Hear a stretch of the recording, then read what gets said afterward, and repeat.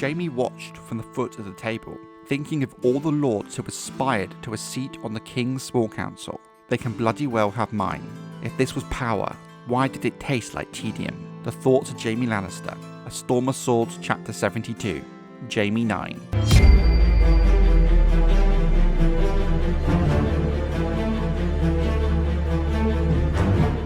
It can be argued that the Small Council are the most influential and powerful men in the Seven Kingdoms, but in truth it's not crystal clear how much power the Small Council truly have, with it very much depending on three factors: their position on the council, who specifically is in that position, and the kind of king who is currently ruling. For example, a more lax and disinterested king is going to allow his small council much more freedom to act independently, where a more hard-ruling king might take a much more direct control. You also have to consider, frankly, bad kings, be that just kings not up for the job, or mentally unstable men, such as King Aerys II, who can easily be manipulated through whispers in the ear of his small council. The power of the members of the small council really depends on all of these factors, but there is some common threads we can assess. The question I have seen many fans ask is, what's the point of the small council when the king is the ultimate power in the realm, in a system where the king's will is the king's will, and his word is effectively the law? Are they just glorified pen pushers and middlemen,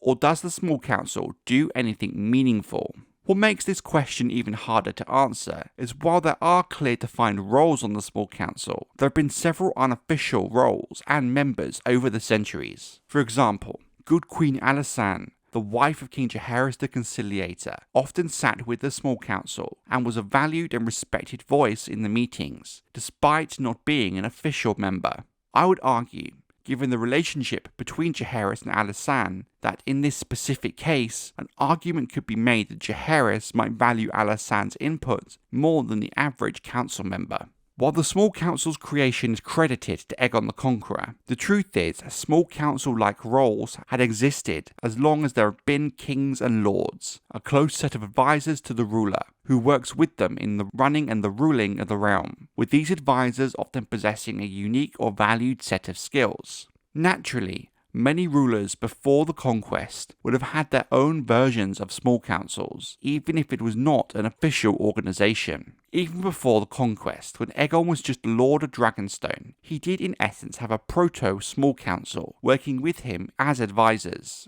Orys Baratheon was already seen as his right-hand man, kind of like a hand of the king, and Daemon Velaryon was in a way acting as his master of ships. You then have both his sister queens, Rhaenys and Visenya, also being very close advisors to Aegon. As we have seen in the main books, many of the larger lords will have their own small council style set of advisors whom assist the lord in the ruling and running of their lands, and can rule in the lord's place, say if they are off at war. So while yes, Aegon the Conqueror formalised the idea of a small council, the function of it has existed long before the rise of House Targaryen, and is a normal and vital part of the ruling of a realm. The small council, as established by Aegon the Conqueror, traditionally consists of 7 permanent members: Hand of the King, the chief advisor of the king, and the second most powerful man in the realm, a Grand Maester, a representative of the Citadel, who advises the king on any matters concerning governance, the Master of Coin, head of the treasury and finances of the kingdom, Master of Law, an expert in the laws of the realm, Master of Ships, the commander of the royal fleet, a Master of Whisperers, the Spy Master and gatherer of information, and finally the Lord Commander of the Kingsguard, the leader of the Kingsguard. Councillors are traditionally appointed by the king, or in the case of a regency, due to the king still being in his minority, a regent, and sometimes this regent would also be acting as hand of the king. Under King Aegon III, who had a regency council separate from his own small council, appointments were made to the small council by the regency council. The council may include additional members as advisors, in some cases appointed to appease certain regions or houses, as is commonly seen with the Dornish after their integration into the Seven Kingdoms. As we have also discussed, some queen consorts such as Alysanne Targaryen, have attended council meetings in the past and become de facto unofficial members. The council was headed by the king, the only one who can make the council's decisions into law. If the monarch is still in his minority, the small council can consent if they agree with the king's decisions. The hand can also draft laws for the king for his approval. Once he's reached an age of majority, the king can appoint and dismiss his councillors at will. The small council can be entrusted with handling the day-to-day governance of the Seven Kingdoms, especially by monarchs uninterested in the tedium of normal politics.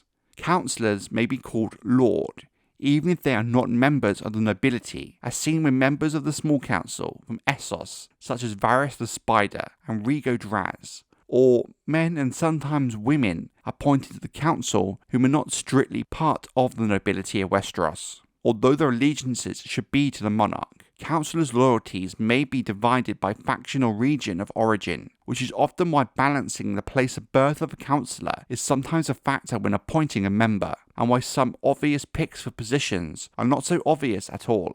The small council meets privately in their council chambers in the Red Keep. However, meetings can be held impromptu in other locations in times of war or crisis, quite often in the king's personal solar. When the king is not in attendance, the hand may sit at the king's place at the head of the council table, but it's not clear what the protocol would be if both the hand and the king cannot be in attendance, and thus who would lead the meetings. Knights of the Kingsguard stand outside of the council chambers at all times when meetings are in progress, with no outside members allowed to enter unless they are invited or in some cases in the event of an emergency. There is also a table for the small council, situated at the base of the Iron Throne in the Great Hall, often used when the king holds court, listening to petitions of the small folk or during formal occasions such as legal trials. Over time, the power and the remit of the small council changes from king to king. For example, while the small council did exist during the reign of King Aegon the Conqueror, with him establishing the roles of the councillors, it would not be until the reign of his grandson, King Jaehaerys I,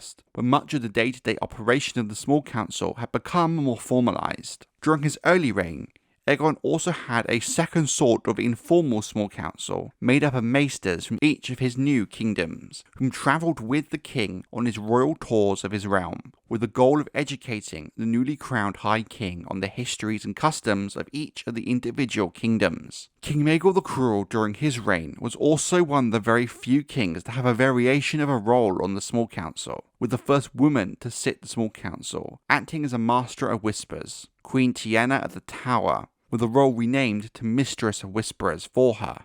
King Jaehaerys I Targaryen, who spent much of his reign reforming the archaic laws of Westeros, was the first king to have almost a sub-small council made up of himself, Septon Bath, his wife Alysanne Targaryen, and his Master of Laws Albert Massey. It was the goal of this smaller small council in 55 AC to codify a set of laws for Westeros, which would later become known as the Book of Laws, something which is still used by the start of the main book series, albeit with adjustments and additions made over time. During the Dance of the Dragons, the Targaryen civil war of succession between King Aegon II Targaryen and his half-sister Rhaenyra Targaryen, there were in fact two separate small councils, both claiming to be the legitimate. You had Aegon's Green Council and Rhaenyra's Black. While the legitimacy of each of these councils is a topic of debate, even into the main book series. Strictly speaking, as Aegon is recognised as king and Rhaenyra's reign is not recognised as legitimate, her appointments and thus her Black Council are seen as illegitimate as well.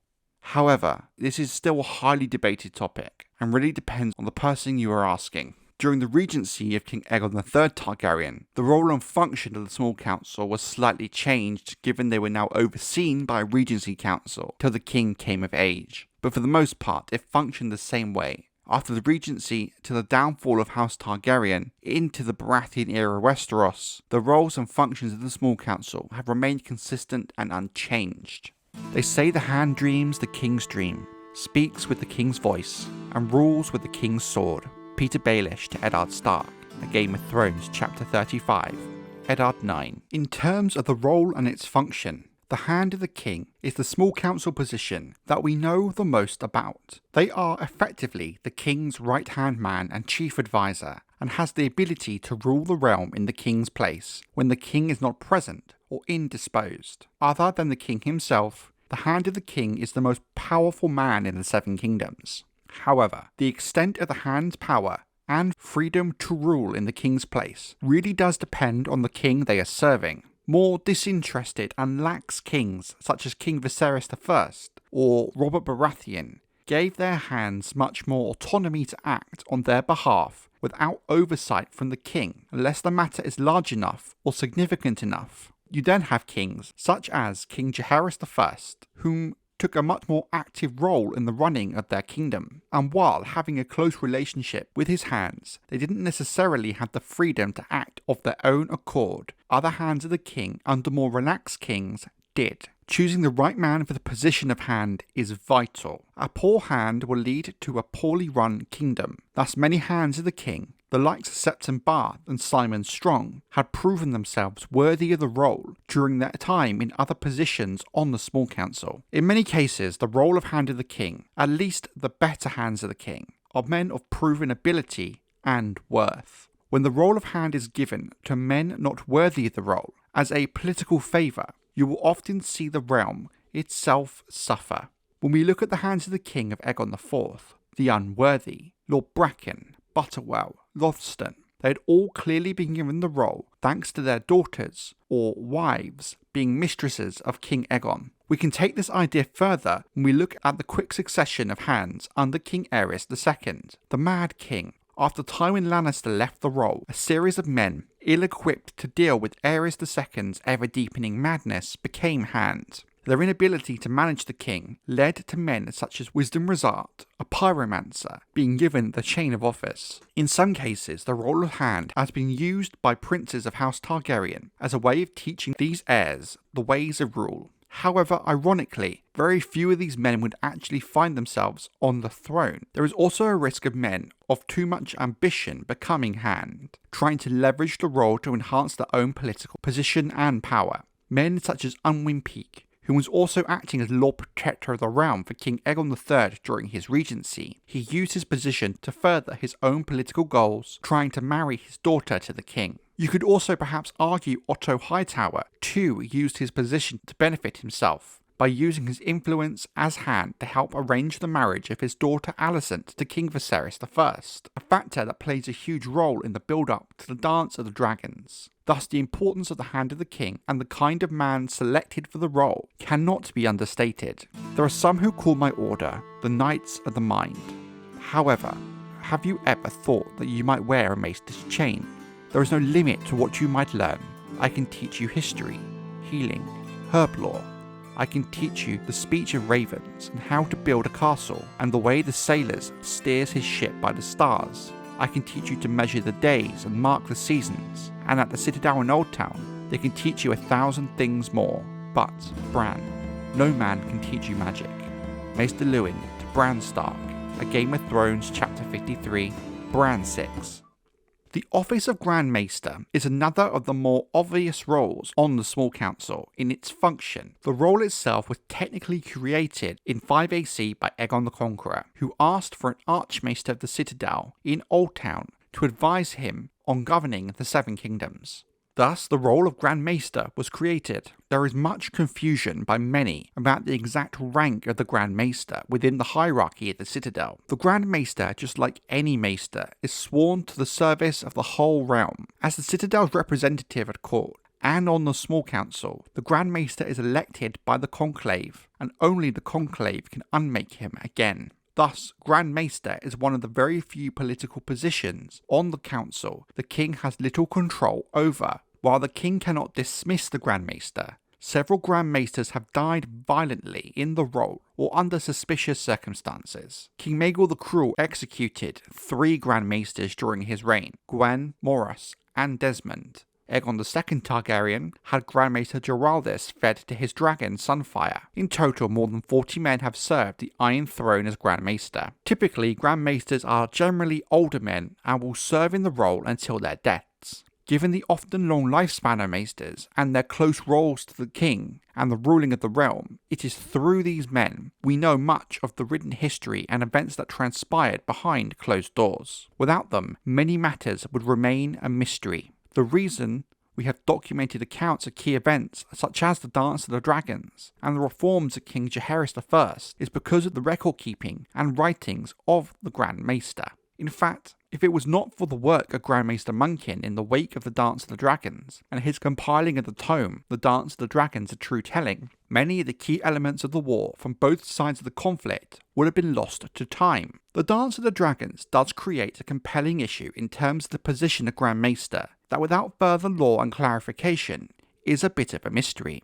At the outbreak of the war, the Grand Maester as chosen by the Citadel was Orwell, who was later part of King Aegon II's Green Council. Rhaenyra would later name Geraldus her Grand Maester on the Black Council. Now, as we have discussed, it is the Citadel who appoints and dismisses a Grand Maester, and from what we know, they had no part in Rhaenyra naming her own Grand Maester. The only reason this discrepancy is overlooked is because the Black Council is seen as illegitimate in terms of the outcome of the war, but does leave open questions in Rhaenyra's supposed power to remove a Grand Maester and declare her own. The Grand Maester is the voice of the Citadel, and most learned advisor to the king. Given their perceived political neutrality, it also seems their advice is trusted by said ruler. It's an important role, not just in the governance of the realm, but ensuring that history of the Seven Kingdoms is not forgotten. The Master of Coin finds the money. The king and the hand spend it.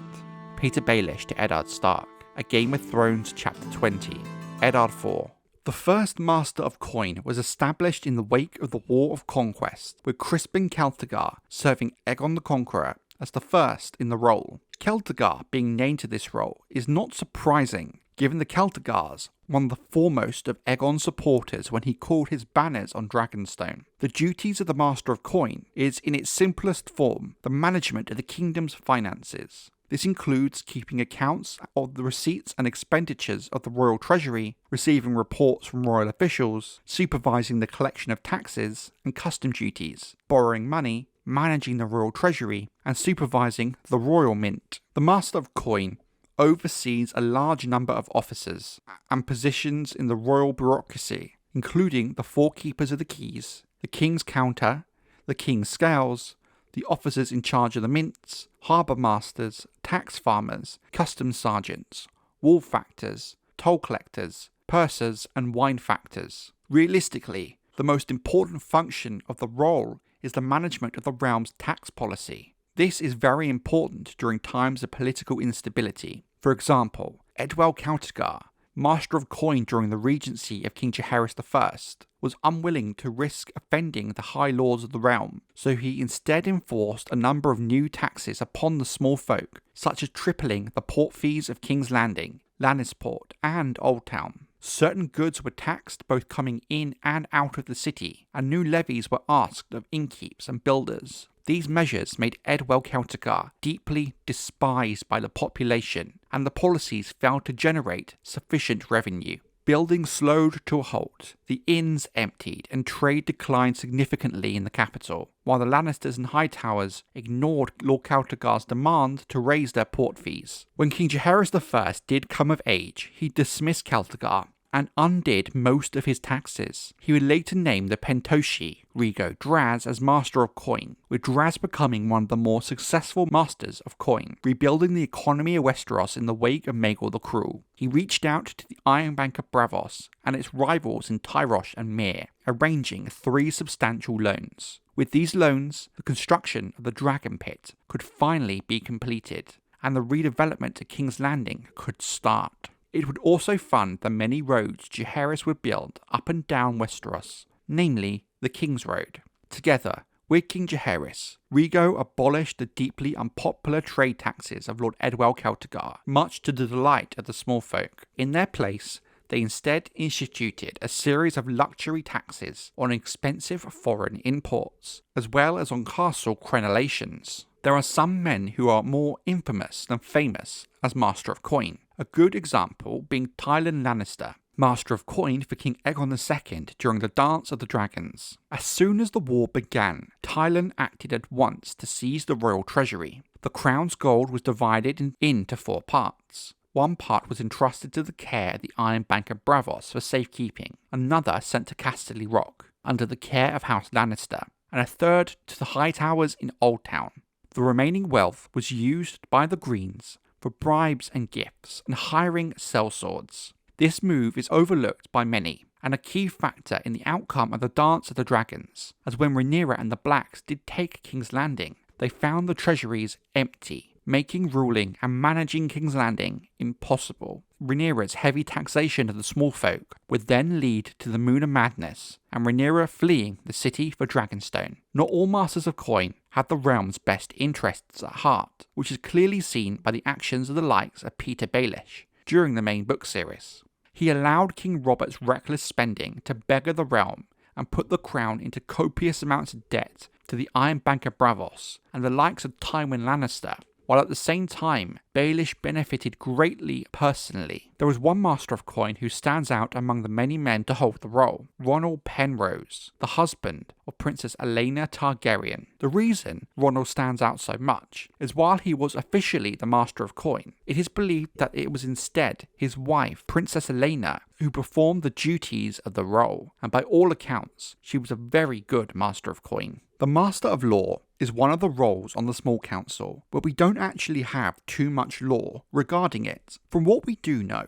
they are the King's advisors relating to the administration of justice and are experts in the laws of the realm. It's assumed they play a key role when it comes to legal matters, such as trials and justice. The first known Master of Laws was Tristan Massey, who was appointed by Aegon the Conqueror. In 49 AC, King Jaehaerys I and his small council summoned Lord Prentice Tully of Riverrun to court to serve as Master of Laws, but after King Jaehaerys reached his majority, he dismissed Prentice in favour of Lord Albin Massey, one of the first lords who had sought out King Jaehaerys during his self-imposed exile on Dragonstone. Albin Massey, as we have already discussed, is one of the most important Master of Laws to take on the role, as he would work directly with King Jaehaerys, Queen Alysanne, and Septon Bath to codify the laws of the Seven Kingdoms in the Book of Laws, overseeing some monumental changes, with new laws such as the Widow's Law and the exiling of the right of the First Night, laws put forward by Queen Alysanne herself.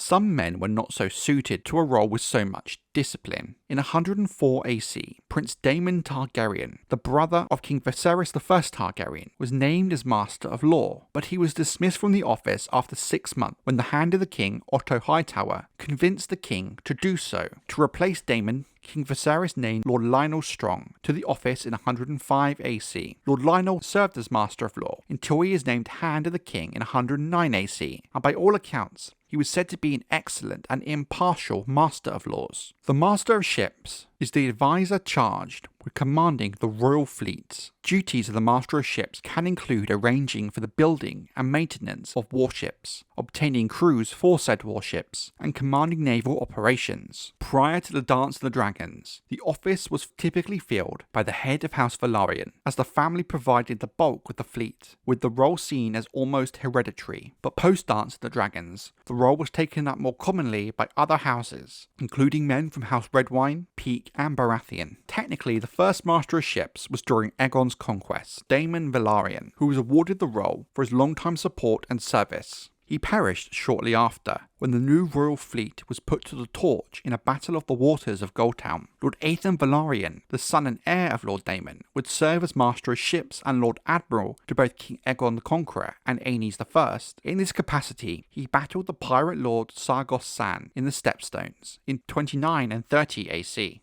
Battling pirates in the Stepstones and warring with the Triarchy would become one of the key aspects of the role of Master of Ships. Another, Lord Daemon Velaryon, the son of Lord Aethan, would serve as Admiral of the King's fleet during the reign of King Maegor the Cruel. When Lord Daemon turned against Maegor and declared for his nephew, Prince Jaehaerys, Maegor soon found he had lost the entire royal fleet. After taking the throne, Jaehaerys raised his uncle Daemon to Master of Ships and Lord Admiral. When Daemon took on the role of Hand, Lord Manfred Redwyne became the Master of Ships in his place. The first time the Admiralty did not go to a Velaryon, but giving the position to a Redwyne made sense given their seafaring background. Lord Corlys Velaryon is arguably the most famous Master of Ships. He would serve in that role near the end of the reign of King Jaehaerys, the royal fleet tripling in size under his administration. At this time, much of the royal fleet was now provided directly by the Velaryons, rather than House Targaryen. After the Dance of the Dragons, ships belonging directly to the crown would then make up a bulk of the royal fleet, giving much less power to House Velaryon directly when a Lord of the Tides took the role of Master of Ships. It is said that Lord Corlys angrily resigned from the office in 92 AC when his wife Princess Rhaenys was passed over as heir to the Iron Throne. Sir Tywin Lannister would serve King Viserys I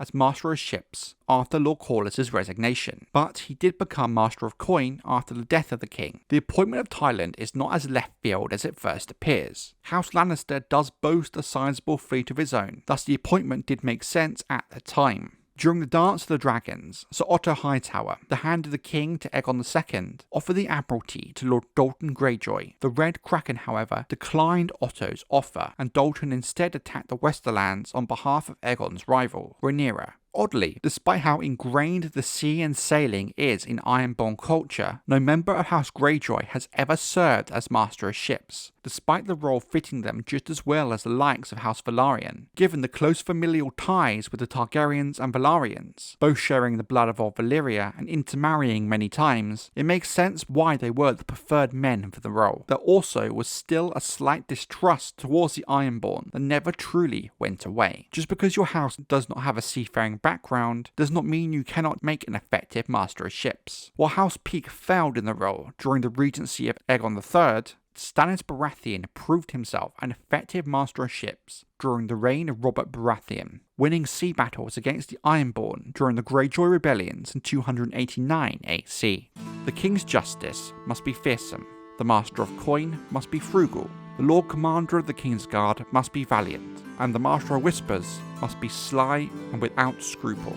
A courageous informer would be as useless as a cowardly knight. Varys the Spider to Eddard Stark. A Game of Thrones Chapter 58, Eddard 15. The Master of Whisperers is the Spy Master for the Iron Throne. They are charged with gathering intelligence from informants in the Red Keep, in King's Landing, and around the Seven Kingdoms, across the Narrow Sea and other places.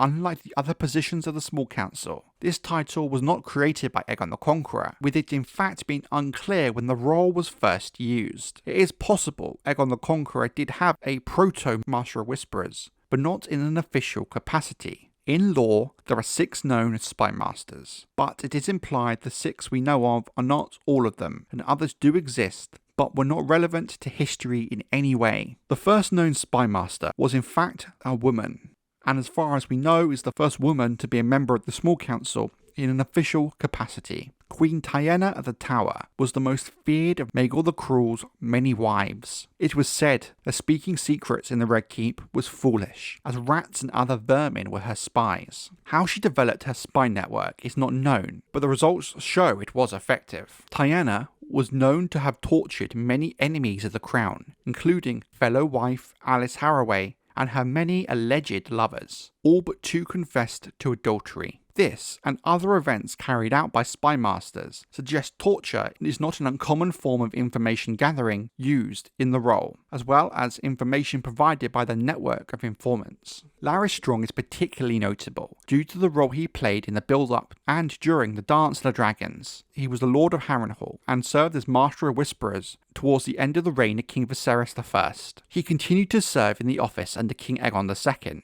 during the Dance of the Dragons. Like most Master of Whisperers, how he came about his information exactly is not known to us. At the same time, Lady Mysaria, nicknamed Lady Misery, served as Mistress of Whisperers for Queen Rhaenyra Targaryen on her Black Council in the latter part of the Dance of the Dragons. It very much appears that a lot of her information came from whores, brothels, and other low places in King's Landing, given Lady Misery was once a courtesan and lover of Daemon Targaryen. Given how some key events in the Dance of the Dragons played out, and the manner in which Mysaria shared her information with Rhaenyra, has left many to question if she truly was on the side of Rhaenyra, or always pursuing her own agenda. Brendan Rivers, known as Lord Bloodraven, is arguably the most famous of the Master of Whisperers the Seven Kingdoms would ever see, only perhaps rivaled by Varys the Spider, one of the many bastard sons of King Aegon IV, he used his network of spies while serving King Aerys I as a Master of Whisperers, as well as eventually handed the king. Given Bloodraven's dark and mysterious background and reputation as a sorcerer, some suggest he used magic to gain his information. A popular riddle asks, how many eyes does Lord Bloodraven have? 1,000 eyes and one. Lord Varys, nicknamed the Spider, was the Master of Whisperers for King Aerys II, and after the Mad King's death, King Robert I Baratheon. He uses little birds as a part of his network of informants, and is known to utilise costumes and disguises from his background as a mummer to hide in plain sight. He is one of the very few people to know the secret passages of Maegor the Cruel in and out of the Red Keep. His little birds are implied for the most part to be made up of children. The role of Spy Master is key in ruling a kingdom, but the kind of skills needed to make an effective one, deception and subterfuge, will often lead men and women to the role very much with their own agenda and motives, leaving a huge question about how much you can really trust the whispers of a Master of Whispers. Your Grace, in Westeros, the Lord Commander of the Kingsguard sits on the Small Council and serves the king with his wit as well as his steel. Draw a moment to Daenerys Targaryen, A Storm of Swords Chapter 8, Daenerys 1. The last member of the Small Council is the Lord Commander of the Kingsguard. They are the most senior sworn brother of the Kingsguard, the 7 champions and protectors of the king. The Lord Commander commands the other 6 knights of the Sworn Brotherhood and holds a seat on the council, with their role being the least clear and defined. Much like the Grand Maester, they seem to be there to offer strategic advice about security and war. The Lord Commander is appointed by the king, with seniority and ability being factors in the selection. The spacious apartments of the Lord Commander are located in the highest of the 4 floors of the White Sword Tower, which is part of the Red Keep. During meetings of the Kingsguard, the Lord Commander sits at the end of a shield-shaped table in a round room in the tower's 1st floor. Whenever they gather, he ritually asks the Sworn Brothers who is protecting the king. The Lord Commander is expected to update entries in the White Book, documenting the deeds of all the Kingsguard knights. Some examples of why the Lord Commander would be needed on the Small Council can be seen in times of war, when in many cases, the Lord Commander would be the man leading the royal army into battles, such as clearly seen with the case of Sir Criston Cole during the Dance of the Dragons. Their advice in terms of security of the king, when planning events such as tourneys, royal progresses, entertaining lords and foreign dignitaries, would also be a vital element of the planning process. So while in terms of the wider ruling of the 7 kingdoms, the Lord Commander has limited influence and impact, in terms of the day-to-day operations of the court, they are an important and valued voice. The Small Council clearly do play a vital role in the running of the 7 kingdoms. Yes, some roles are more important than others, but they all come together to create a collective whole. But here is the fundamental issue with the concept of a small council, and it's something I discussed at length in my Hand of the King video. Westeros is absolute monarchy, where the king's will is the king's will, and his word is law. The small council are given their power by the king, and the amount of power and influence they have depends on the nature and the kind of king the monarch is. If the king was so inclined, he could dismiss and abolish the small council in an instant. They serve at his pleasure. But there is one thing stopping even the most power-obsessed king from doing this. Ruling and running a single kingdom is hard, tiring, and taxing work. Ruling 7 of them, even more so.